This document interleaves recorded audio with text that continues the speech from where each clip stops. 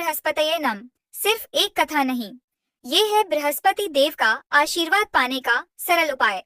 अगर आपके जीवन में धन की कमी है, परिवार में क्लेश है या मन बेचैन है, तो ये गुरुवार व्रत कथा आपके लिए है। इस वीडियो को बनाने में श्रद्धा से ज्यादा मेहनत लगी है, इसलिए वीडियो को अभी के अभी लाइक करें, चैनल को सब्सक्राइब करें और घंटी बजाना तो बनता है। इससे हमें प्रेरणा मिलती है कि आपके लिए ऐसी ही वीडियो बनाएं, तो कृपया करके अपना सहयोग दें, क्योंकि बृहस्पति देव कहते हैं, श्रद्धा से जो सुनेगा कृपा उसी पर बरसेगी। तो चलिए शुरू करते हैं गुरुवार व्रत की चमत्कारी कथा। ओम बृहस्पतये नमः। जय बृहस्पति देव। व्रत के महत्व।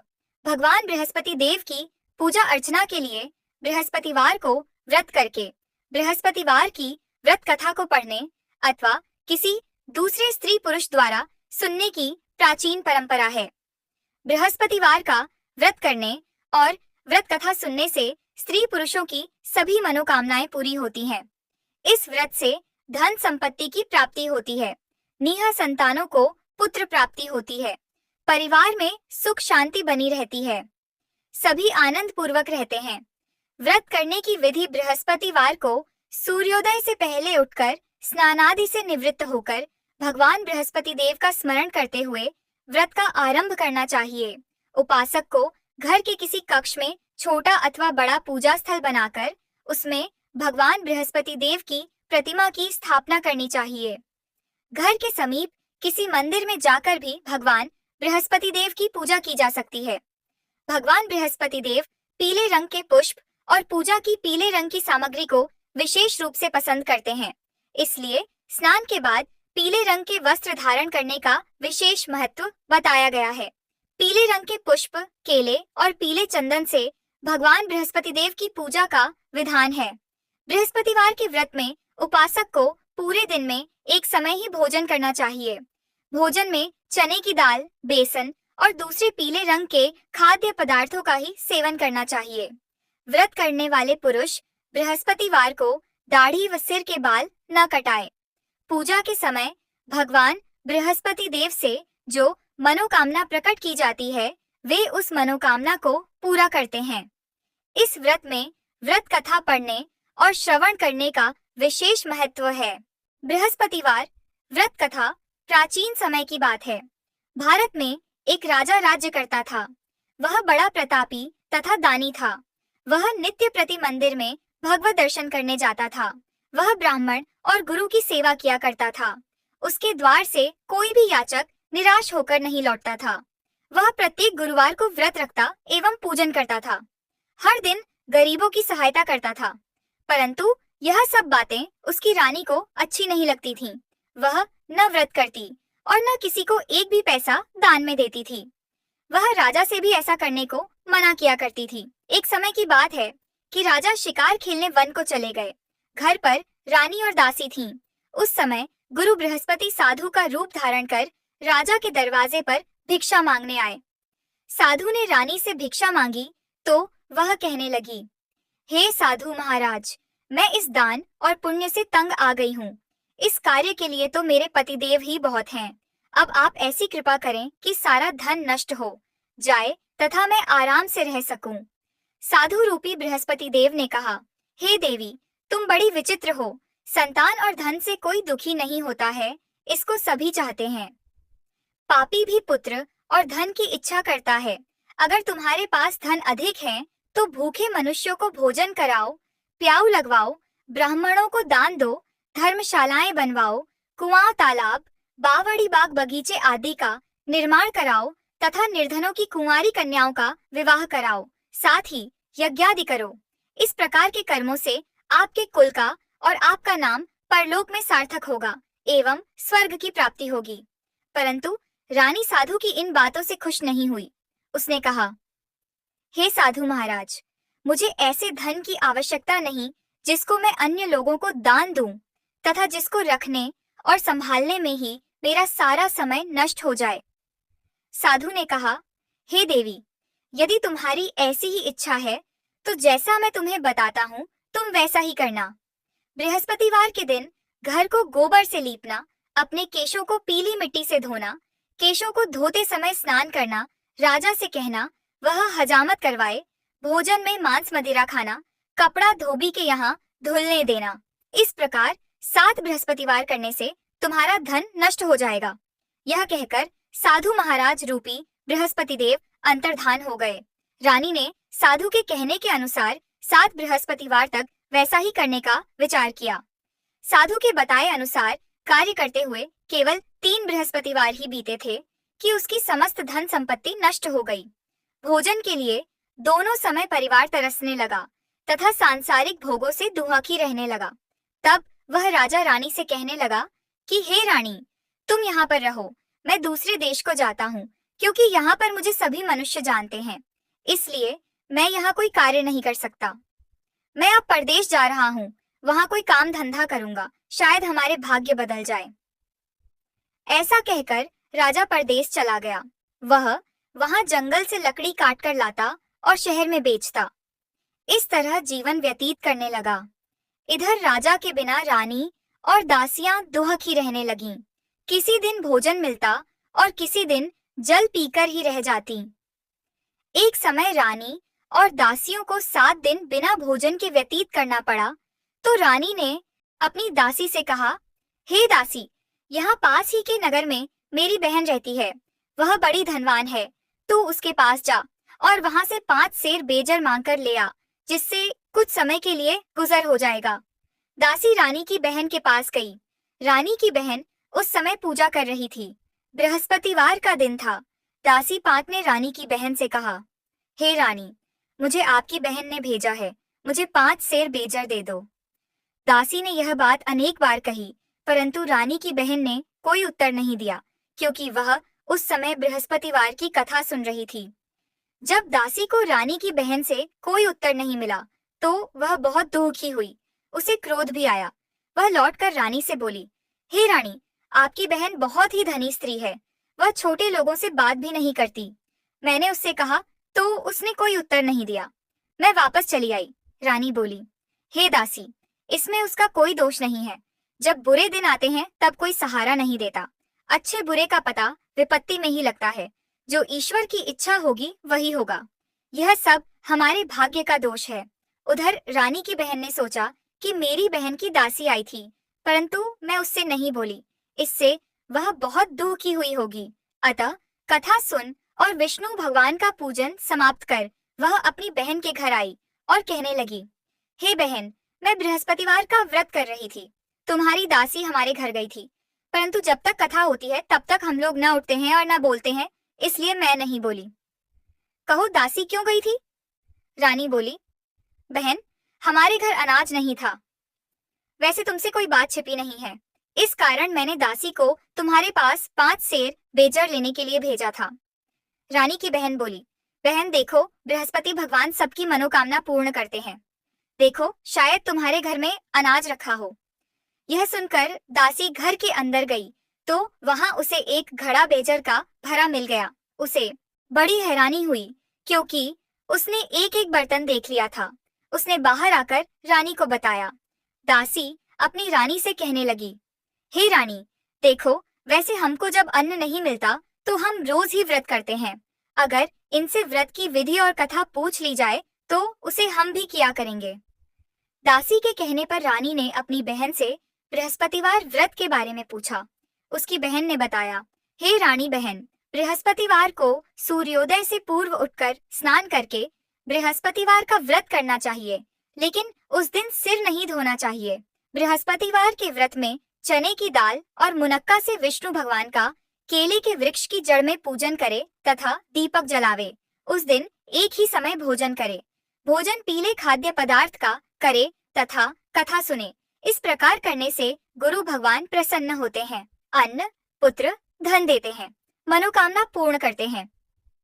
व्रत और पूजन की विधि बताकर रानी की बहन अपने घर लौट गई। रानी और दासी दोनों ने निश्चय किया कि बृहस्पति देव भगवान का पूजन जरूर करेंगे। 7 दिन बाद जब बृहस्पतिवार आया तो उन्होंने व्रत रखा। घुड़साल में जाकर चना और गुड़ बीन लाई तथा उसकी दाल से केले की जड़ तथा विष्णु भगवान का पूजन किया। अब भोजन पीला कहाँ से आए? दोनों बड़ी दुखी हुई, परंतु उन्होंने व्रत किया था, इस कारण बृहस्पति देव भगवान प्रसन्न थे। एक साधारण व्यक्ति के रूप में वे 2 थालों में सुंदर पीला भोजन लेकर आए और दासी को देकर बोले, हे दासी, यह भोजन तुम्हारे और रानी के लिए है, तुम दोनों करना। दासी भोजन पाकर बड़ी प्रसन्न हुई और रानी से बोली, रानी जी, भोजन कर लो। रानी को भोजन आने के बारे में कुछ पता नहीं था, इसलिए वह दासी से बोली, जा तू ही भोजन कर, क्योंकि तू हमारी व्यर्थ में हंसी उड़ाती है। दासी बोली, एक व्यक्ति भोजन दे गया है। रानी कहने लगी, वह भोजन तेरे ही लिए दे गया है, तू ही भोजन कर। दासी ने कहा, वह व्यक्ति हम दोनों के लिए 2 थालों में भोजन दे गया है, इसलिए मैं और आप दोनों ही साथ साथ भोजन करेंगे। दोनों ने गुरु भगवान को नमस्कार कर भोजन प्रारंभ किया। उसके बाद से वे प्रत्येक बृहस्पतिवार को गुरु भगवान का व्रत और पूजन करने लगी। बृहस्पति भगवान की कृपा से उनके पास धन हो गया, परंतु रानी फिर पहले की तरह से आलस्य करने लगी। तब दासी बोली, देखो रानी, तुम पहले भी इस प्रकार आलस्य करती थीं। तुम्हें धन के रखने में कष्ट होता था, इस कारण सभी धन नष्ट हो गया। अब गुरु भगवान की कृपा से धन मिला है तो फिर तुम्हें आलस्य होता है। बड़ी मुसीबतों के बाद हमने यह धन पाया है, इसलिए हमें दान पुण्य करना चाहिए। तुम भूखे मनुष्यों को भोजन कराओ, प्याऊ लगवाओ, ब्राह्मणों को दान दो, कुआं, तालाब, बावड़ी आदि का निर्माण करवाओ, मंदिर, पाठशाला बनवाकर दान दो, कुंवारी कन्याओं का विवाह करवाओ, धन को शुभ कार्यों में खर्च करो, जिससे तुम्हारे कुल का यश बढ़े तथा स्वर्ग प्राप्त हो और पितृ प्रसन्न हो। दासी की बात मानकर रानी ने इसी प्रकार के कर्म करने प्रारंभ किए, जिससे उनका काफी यश फैलने लगा। एक दिन रानी और दासी आपस में विचार करने लगी कि न जाने राजा किस दशा में होंगे, उनकी कोई खोज खबर नहीं है। गुरु भगवान से उन्होंने प्रार्थना की और भगवान ने रात्रि में राजा को स्वप्न में कहा, हे राजा, उठ, तेरी रानी तुझको याद करती है, अब अपने देश को लौट जा। राजा प्रातःकाल उठकर जंगल से लकड़ियां काटकर लाने के लिए जंगल की ओर चल पड़ा। जंगल से गुजरते हुए वह सोचने लगा, रानी की गलती से उसे कितने दुहक भोगने पड़े। राजपाट छोड़कर उसे जंगल में आकर रहना पड़ा। जंगल से लकड़ियां काटकर उन्हें बेचकर गुजारा करना पड़ा। उसी समय उस जंगल में बृहस्पति देव एक साधु का रूप धारण कर आए और राजा के पास आकर बोले, हे लकड़हारे, तुम इस सुनसान जंगल में किस चिंता में बैठे हो, मुझे बतलाओ। यह सुन राजा के नेत्रों में जल भर आया और साधु की वंदना कर बोला, हे प्रभु, आप सब कुछ जानने वाले हैं। इतना कहकर राजा ने साधु को अपनी संपूर्ण कहानी सुना दी। महात्मा दयालु होते हैं। वे राजा से बोले, हे राजा, तुम्हारी पत्नी ने बृहस्पति देव के प्रति अपराध किया था, जिसके कारण तुम्हारी यह दशा हुई। अब तुम किसी प्रकार की चिंता मत करो, भगवान तुम्हें पहले से अधिक धन देंगे। देखो, तुम्हारी पत्नी ने बृहस्पतिवार का व्रत प्रारंभ कर दिया है। अब तुम भी बृहस्पतिवार का व्रत करके चने की दाल व गुड़ जल के लोटे में डालकर केले का पूजन करो, फिर कथा कहो या सुनो, भगवान तुम्हारी सब कामनाओं को पूर्ण करेंगे। साधु को प्रसन्न देखकर राजा बोला, हे प्रभु, मुझे लकड़ी बेचकर इतना पैसा भी नहीं बचता जिससे भोजन करने के उपरांत कुछ बचा सकूं। मैंने रात्रि में अपनी रानी को व्याकुल देखा है। मेरे पास कोई साधन नहीं जिससे समाचार जान सकूं। फिर मैं बृहस्पति देव की क्या कहानी कहूं, मुझको तो कुछ भी मालूम नहीं है। साधु ने कहा, हे राजा, तुम किसी बात की चिंता मत करो। बृहस्पतिवार के दिन तुम रोजाना की तरह लकड़ियां लेकर शहर में जाओ। तुम्हें रोज से दुगना धन प्राप्त होगा, जिससे तुम भलीभांति भोजन कर लोगे तथा बृहस्पति देव की पूजा का सामान भी आ जाएगा। बृहस्पति देव की कथा इस प्रकार है। बृहस्पति देव की कथा प्राचीन काल में एक बहुत ही निर्धन ब्राह्मण था। उसकी कोई संतान नहीं थी। वह नित्य पूजा पाठ करता, परंतु उसकी स्त्री बहुत मलिनता के साथ रहती थी। वह न स्नान करती और न किसी देवता का पूजन करती। प्रातःकाल उठते ही सर्वप्रथम भोजन करती, बाद में कोई अन्य कार्य करती। ब्राह्मण देवता बहुत दुखी रहते थे। पत्नी को बहुत समझाते, किंतु उसका कोई परिणाम न निकलता। भगवान की कृपा से ब्राह्मण की स्त्री को कन्या उत्पन्न हुई। वह कन्या अपने पिता के घर में बड़ी होने लगी।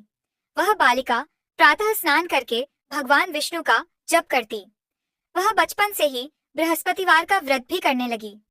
पूजा पाठ समाप्त कर स्कूल जाती तो अपनी मुट्ठी में जौ भरकर ले जाती और पाठशाला जाने के मार्ग में डालती जाती। वही जौ स्वर्ण के हो जाते तो लौटते समय उनको बीन कर घर ले आती। एक दिन वह बालिका सूप में उन सोने के जौ को फटक कर साफ कर रही थी। तभी उसकी माँ ने देख लिया और कहा, हे बेटी, सोने के जौ को फटकने के लिए सोने का सूप होना चाहिए। दूसरे दिन गुरुवार था। इस कन्या ने व्रत रखा और बृहस्पति देव से प्रार्थना करके कहा, हे प्रभु, यदि मैंने सच्चे मन से आपकी पूजा की हो तो मुझे सोने का सूप दे दो। बृहस्पति देव ने उसकी प्रार्थना स्वीकार कर ली। रोजाना की तरह वह कन्या जौ फैलाती हुई स्कूल चली गई। स्कूल से लौटकर जब वह जौ बीन रही थी तो बृहस्पति देव की कृपा से उसे सोने का सूप मिला। उसे वह घर ले आई और उससे जौ साफ करने लगी, परंतु उसकी माँ का वही ढंग रहा। एक दिन की बात है, वह कन्या सोने के सूप में जौ साफ कर रही थी। उस समय उस नगर का राजकुमार वहां से होकर निकला। इस कन्या के रूप और सोने के सूप में जौ को साफ करते देखकर वह उस कन्या पर मोहित हो गया। राजमहल आकर वह भोजन तथा जल त्याग कर उदास होकर लेट गया। राजा को जब राजकुमार द्वारा अन्न जल त्यागने का समाचार ज्ञात हुआ तो अपने मंत्रियों के साथ वह अपने पुत्र के पास गए और बोले, हे बेटा, तुम्हें किस बात का कष्ट है? किसी ने अपमान किया है अथवा कोई और कारण है? मुझे बताओ, मैं वही करूंगा जिससे तुम्हें प्रसन्नता हो। राजकुमार ने अपने पिता की बातें सुनी तो वह बोला, मुझे आपकी कृपा से किसी बात का दुहक नहीं है। किसी ने मेरा अपमान नहीं किया है, परंतु मैं उस लड़की के साथ विवाह करना चाहता हूँ जो सोने के सूप में जौ साफ कर रही थी। यह सुन राजा आश्चर्य में पड़ गया और बोला, हे बेटा, इस तरह की कन्या का पता तुम ही लगाओ। मैं उसके साथ तुम्हारा विवाह अवश्य ही करवा दूंगा। राजकुमार ने राजा को उस लड़की के घर का पता बतलाया। मंत्री उस लड़की के घर गया और राजा का आदेश ब्राह्मण को सुनाया। कुछ ही दिन बाद ब्राह्मण की कन्या का विवाह राजकुमार के साथ संपन्न हो गई। कन्या के घर से जाते ही उस ब्राह्मण हमारे देवता के घर में पहले की भांति गरीबी का निवास हो गया। अब भोजन के लिए भी अन्न बड़ी मुश्किल से मिलता था। एक दिन दुखी होकर ब्राह्मण अपनी पुत्री से मिलने गया। बेटी ने पिता की दुहक की अवस्था को देखा और अपनी माँ का समाचार पूछा। ब्राह्मण ने सभी हाल कहा। कन्या ने बहुत सा धन देकर अपने पिता को विदा कर दिया। इस तरह ब्राह्मण का कुछ समय सुखपूर्वक व्यतीत हुआ, लेकिन कुछ दिन बाद फिर वही हाल हो गया। ब्राह्मण फिर अपनी कन्या के यहाँ गया और सभी हाल कहा तो पुत्री बोली, हे पिताजी, आप माताजी को यहाँ लिवा लाओ। मैं उन्हें वह विधि बता दूंगी जिससे गरीबी दूर हो जाए। ब्राह्मण देवता अपनी स्त्री को साथ लेकर अपनी पुत्री के पास राजमहल पहुंचे तो पुत्री अपनी माँ को समझाने लगी, हे माँ, तुम प्रातः काल उठकर प्रथम स्नानादि करके विष्णु भगवान का पूजन करो तो सब दरिद्रता दूर हो जाएगी। परंतु उसकी माँ ने उसकी एक बात नहीं मानी। वह प्रातः काल उठकर अपनी पुत्री का बच्चा जूठन खा लेती थी। एक दिन उसकी पुत्री को बहुत गुस्सा आया। उसने एक रात एक कोठरी से सारा सामान निकाल दिया और अपनी माँ को उसमें बंद कर दिया। प्रातः उसमें से उसे निकाला तथा स्नानादि करा के पूजा पाठ करवाया तो उसकी माँ की बुद्धि ठीक हो गई। इसके बाद वह नियम से पूजा पाठ करती और प्रत्येक बृहस्पतिवार को व्रत रखने लगी। इस व्रत के प्रभाव से उसकी माँ भी बहुत धनवान हो गई और बृहस्पति देवता के प्रभाव से स्वर्ग को गई। वह ब्राह्मण भी सुखपूर्वक इस लोक का सुख भोग कर स्वर्ग को प्राप्त हुआ। इस तरह कहानी कहकर साधु देवता वहां से लोप हो गए। धीरे धीरे समय व्यतीत होने पर फिर बृहस्पतिवार का दिन आया। राजा जंगल से लकड़ी काटकर किसी शहर में बेचने गया। उसे उस दिन और दिनों से अधिक धन मिला। राजा ने चना गुड़ आदि लाकर बृहस्पतिवार का व्रत किया। उस दिन से उसके सभी क्लेश दूर हुए, परंतु जब अगला गुरुवार का दिन आया तो वह बृहस्पतिवार का व्रत करना भूल गया। इस कारण बृहस्पति भगवान नाराज हो गए। उस दिन उस नगर के राजा ने विशाल यज्ञ का आयोजन किया तथा अपने समस्त राज्य में घोषणा करवा दी कि कोई भी मनुष्य अपने घर में भोजन न बनाए तथा आग भी न जलाए। समस्त लोग मेरे यहाँ भोजन करने आवे। इस आज्ञा को जो न मानेगा उसको फांसी की सजा दी जाएगी। राजा की आज्ञा अनुसार राज्य के सभी वासी राजा के भोज में सम्मिलित हुए, लेकिन लकड़हारा कुछ देर से पहुंचा, इसलिए राजा उसको अपने साथ महल में ले गए। जब राजा लकड़हारे को भोजन करा रहे थे तो रानी की दृष्टि उस खूंटी पर पड़ी जिस पर उसका हार लटका हुआ था। उसे हार खूंटी पर लटका दिखाई नहीं दिया। रानी को निश्चय हो गया कि मेरा हार इसी लकड़हारे ने चुरा लिया है। उसी समय सैनिक बुलवाकर उसको जेल में डलवा दिया। जब लकड़हारा जेल खाने में गया तो बहुत दुखी होकर विचार करने लगा कि न जाने कौन से पूर्व जन्म के कर्म से मुझे यह दुख प्राप्त हुआ है, और उसी साधु को याद करने लगा जो जंगल में मिला था। तत्काल बृहस्पति देव साधु के रूप में प्रकट हो गए और उसकी दशा को देखकर कहने लगे, अरे मूर्ख, तूने बृहस्पति देवता की कथा नहीं कही, इसी कारण तुझे दुख प्राप्त हुआ है। अब चिंता मत कर, बृहस्पतिवार के दिन जेल खाने के दरवाजे पर 4 पैसे पड़े मिलेंगे, उनसे तो बृहस्पति देव की पूजा करना, तो तेरे सभी कष्ट दूर हो जाएंगे। अगले बृहस्पतिवार उसे जेल के द्वार पर 4 पैसे मिले। राजा ने पूजा का सामान मंगवाकर कथा कही और प्रसाद बांटा। उसी रात्रि को बृहस्पति देव ने उस नगर के राजा को स्वप्न में कहा, हे राजा, तूने जिस आदमी को जेल खाने में बंद कर दिया है वह निर्दोष है, वह राजा है, उसे छोड़ देना। रानी का हार उसी खूंटी पर लटका हुआ है। अगर तू ऐसा नहीं करेगा तो मैं तेरे राज्य को नष्ट कर दूंगा। राजा प्रातःकाल उठा और खूंटी पर हार टंगा देखकर लकड़हारे को बुलाकर क्षमा मांगी तथा राजा के योग्य सुंदर वस्त्र आभूषण भेंट कर उसे विदा किया। गुरुदेव की आज्ञा अनुसार राजा अपने नगर को चल दिया। राजा जब नगर के निकट पहुंचा तो उसे बड़ा ही आश्चर्य हुआ। नगर में पहले से अधिक बाग, तालाब और कुएं तथा बहुत सी धर्मशालाएं, मंदिर आदि बने हुए थे। राजा ने पूछा कि यह किसका बाग और धर्मशाला है। तब नगर के सब लोग कहने लगे कि यह सब रानी और दासी द्वारा बनवाए गए हैं। राजा को आश्चर्य हुआ और गुस्सा भी आया।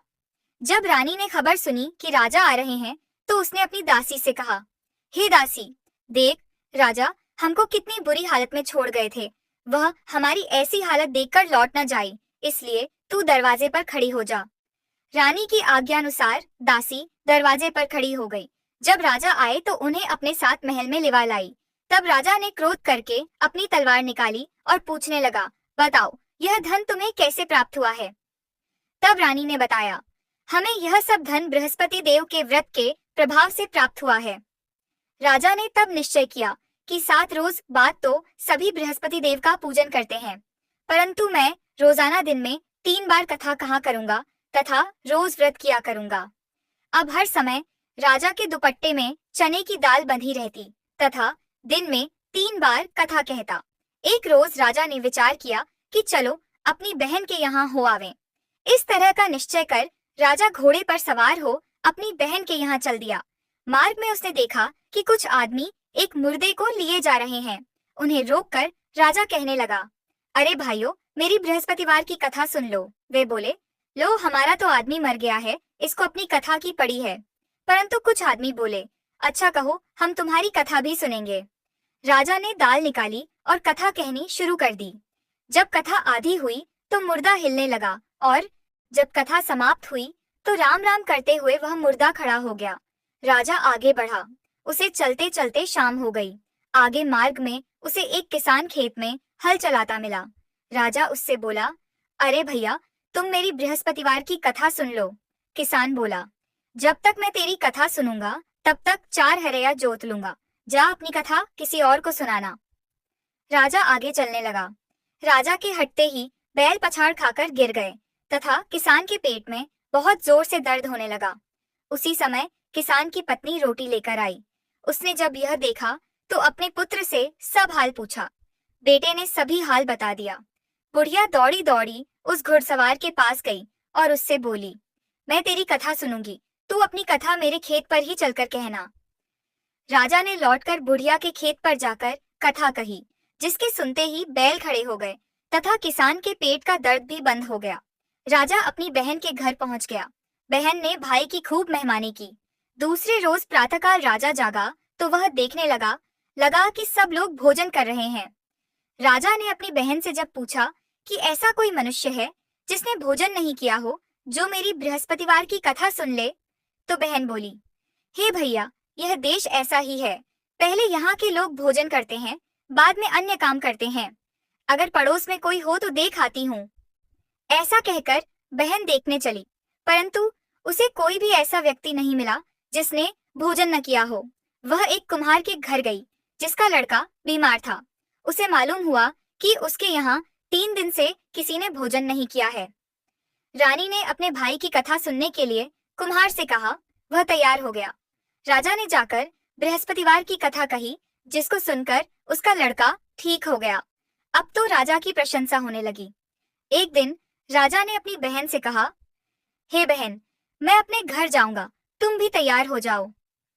राजा की बहन ने अपनी सास से अपने भाई के साथ जाने की आज्ञा मांगी। सास बोली, चली जा, परंतु अपने लड़कों को मत ले जाना, क्योंकि तेरे भाई को कोई संतान नहीं होती है। बहन ने अपने भाई से कहा, हे भैया, मैं तो चलूंगी, परंतु कोई बालक नहीं जाएगा। राजा ने कहा, जब कोई बालक नहीं चलेगा तब तुम जाकर ही क्या करोगी। दुखी मन से राजा अपने नगर को लौट आया। राजा ने अपनी रानी से कहा, हम निसंतान हैं, इसलिए कोई हमारे घर आना पसंद नहीं करता। इतना कह वह बिना भोजन आदि किए शैया पर लेट गया। रानी बोली, हे प्रभु, बृहस्पति देव ने हमें सब कुछ दिया है, वे हमें संतान भी अवश्य देंगे। उसी रात बृहस्पति देव ने राजा को स्वप्न में कहा, हे राजा उठ, सभी सोच त्याग दे, तेरी रानी गर्भवती है। राजा को यह जानकर बड़ी खुशी हुई। 9वें महीने रानी के गर्भ से एक सुंदर पुत्र पैदा हुआ। जब राजा की बहन ने यह शुभ समाचार सुना तो वह बहुत खुश हुई तथा बधाई लेकर अपने भाई के यहाँ आई। तभी रानी ने कहा, घोड़ा चढ़कर नहीं आई, गधा चढ़ी आई। राजा की बहन बोली, भाई, मैं इस प्रकार न कहती तो तुम्हें औलाद कैसे मिलती। बृहस्पति देव ऐसे ही हैं, जिसके मन में जो कामनाएं रहती हैं सभी को पूर्ण करते हैं। जो सद्भावना पूर्वक बृहस्पतिवार का व्रत करता है एवं पढ़ता है अथवा सुनता है और दूसरों को सुनाता है, बृहस्पति देव उसकी सभी मनोकामना पूर्ण करते हैं। बृहस्पति देव उनकी सदैव रक्षा करते हैं। जो संसार में सद्भावना व सच्चे हृदय से बृहस्पति देव का पूजन करते हैं, उनकी सभी मनोकामनाएं उसी प्रकार पूर्ण होती हैं, जैसे रानी और राजा ने बृहस्पति देव की कथा का गुणगान किया। उनकी सभी इच्छाएं बृहस्पति देव ने पूर्ण की। मनुष्य को हृदय से उनका मनन करते हुए जयाकार करना चाहिए। इति बृहस्पतिवार व्रत कथा।